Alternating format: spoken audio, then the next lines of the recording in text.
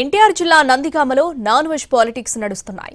YS Rajasekhara Reddy వర్ధంతి సందర్భంగా గాంధీ సెంటర్లో గణేష్ మండపం పక్కన నాన్ వెజ్ వంటకాలతో వైసీపీ నేతలు అన్నదానం కార్యక్రమం నిర్వహించడం వివాదానికి కారణమైంది. ఇది కాస్త రాజకీయ రంగు పులుముకుంది. కేసు కూడా నమోదైంది. నందిగామలో గణేష్ మండపం పక్కన వైసీపీ నేతలు నాన్ వెజ్ భోజనాలు పెట్టడం కలకలం రేపింది. వైఎస్ వర్ధంతి సందర్భంగా వండిన చికెన్ వంటకాలను గణేష్ మండపం పక్కన వడ్డించడాన్ని సీఐ వైవీఎల్ నాయుడు అడ్డుకునే యత్నం చేశారు. అయితే పోలీసుల అభ్యంతరాలను పట్టించుకోలేదు మాజీ ఎమ్మెల్యే మొండితోక జగన్మోహన్ రావు.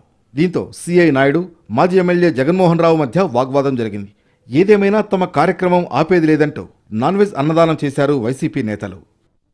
అన్నదానం జరుగుతున్న సమయంలోనే వాటర్ క్యాన్లను, భోజనాలయ్యాక సామాన్లను స్టేషన్కు తరలించారు పోలీసులు. గణేష్ మండపం పక్కన చికెన్ భోజనాలు పెట్టారంటూ జగన్మోహన్ రావు, అరుణ్ కుమార్ సహా 32 మందిపై నందిగామ పోలీసులు కేసు నమోదు చేశారు. అధికార పార్టీ నేతల అండతోనే పోలీసులు రాద్ధాంతం చేస్తున్నారని మాజీ ఎమ్మెల్యే మొండితోక జగన్మోహన్ రావు విమర్శించారు. రాజశేఖర రెడ్డి విగ్రహం తొలగించిన చోట భోజనాలు పెడుతుంటే అడ్డుకున్నారని, దీంతో గాంధీ సెంటర్కు వచ్చామన్నారు. మండపం వైపు పరదాలు ఉన్నాయని, అటువైపు ఎవరూ వెళ్లలేదని అన్నారు. అక్కడే చేసాం. రాజకీయం చేయాలి కాబట్టి మీరు దేవుణ్ణి కూడా ఉపయోగించుకున్నారు. దేవుణ్ణి కూడా తీసుకొచ్చి వినాయకుడి పక్కన మీరు ఏం చెప్పారు?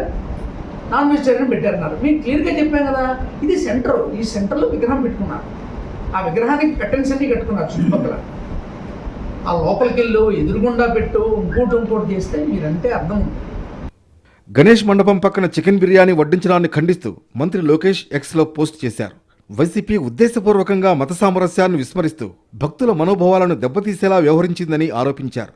లోకేష్ విమర్శలు చేయడంతో ఈ వివాదం మరింతగా ముదిరింది.